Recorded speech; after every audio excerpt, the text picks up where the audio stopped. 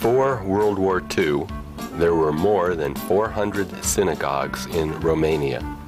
Now, only 74 remain. Many were destroyed by the fascists during the war, others by communist bulldozers. Some of these synagogues have been declared monuments of architecture and placed under the protection of the government.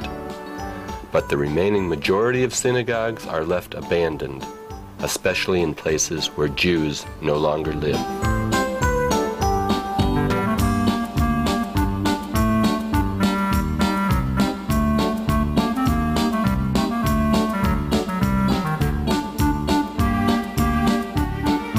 In the little town of Herlo, not far from Jassy, near the Russian border, there were 5,000 Jews before the war.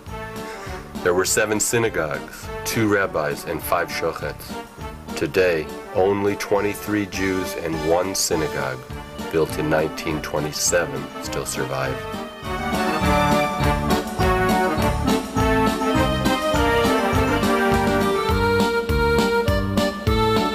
The president of the local Jewish community is Mr. Grimberg. His home is on a typical street once inhabited by Jews.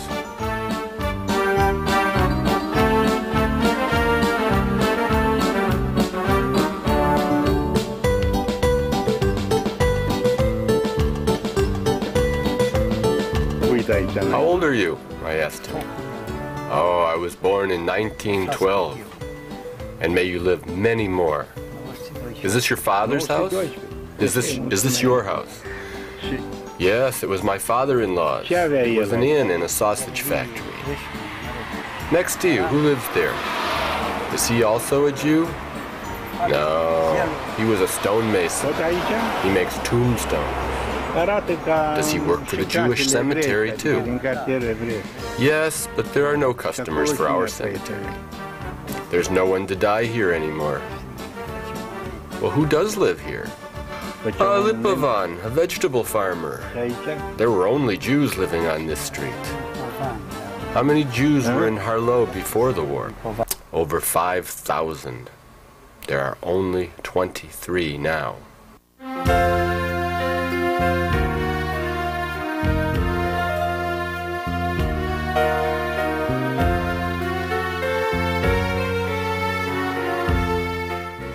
There are 2 cemeteries in Herlo.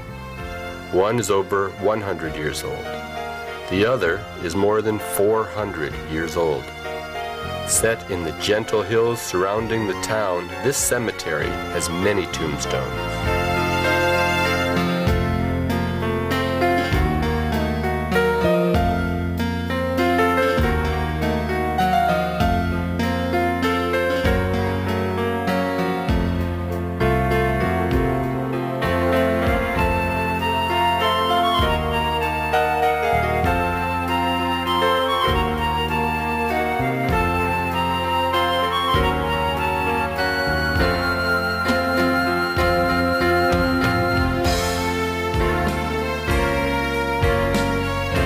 Most are fairly well preserved, sculpted with floral motifs and Hebrew inscriptions.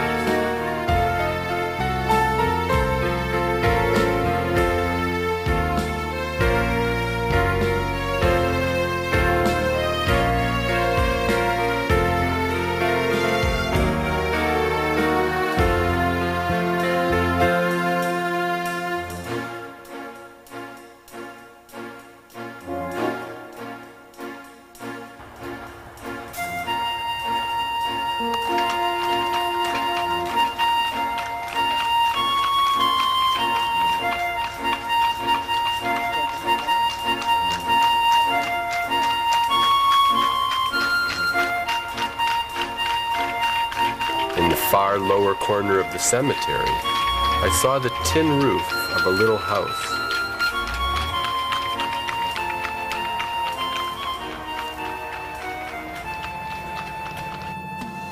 Inside, a half-circular tomb made of clay marks the burial site of a holy man, the Tzaddik Chaim Yitzchak.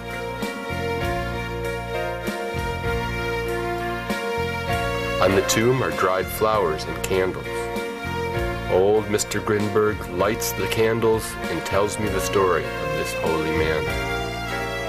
Once, long ago, a fire started in Herlo. The blaze began to consume the town from all four corners. There was no fire station to stop it. The town people ran to their rabbi, Chaim Yitzchak, and asked him to pray to God to stop the fire. The holy man came out of his house with his prayer book in hand. The tzaddik prayed, then waved the book towards the sky. Suddenly, a torrential rain started and the fire was extinguished. This is why even now the townspeople come to light candles at the tomb. When someone has a great need, he comes here to pray and lights candles. The peasants come here and put letters in this opening.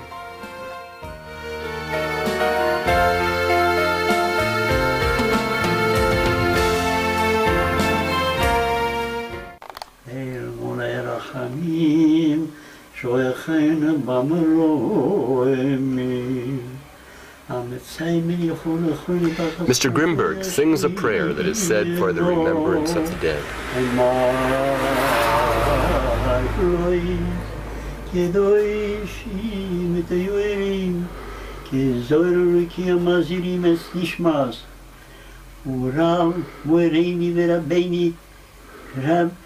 Chaim Yitzchak Berabavrom Shulach Le'Yoelumoi Ma'avir Es Kol HaKol Es Kol Mishpucho Es Ani Kitni Tzeduku Badaskul Nishemu Soi Beganeiden Temihu Soi Lo Chaim Malurachamim Yastirei V'Seiseki Nukavleyim Yes Seroer V'Seroer Achaim Es Nishmu Soi Adoi Noi Nachnu Soi Yunia V'Shvara V'Shkuvoi V'Noimar Amen Wegen der Gunst Das Han Schulem Lerz Yisruel Amen Amen No Narba Kampf is Kaluretz No 4 Eiten in der Welt. Amen.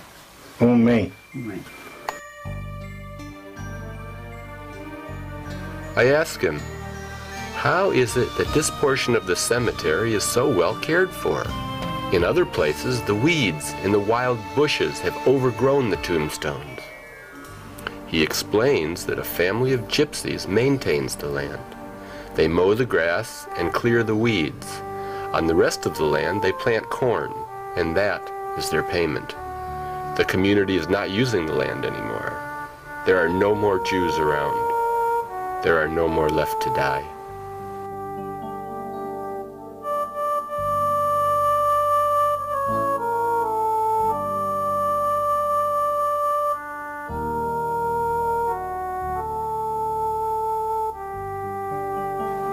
We went to the other cemetery.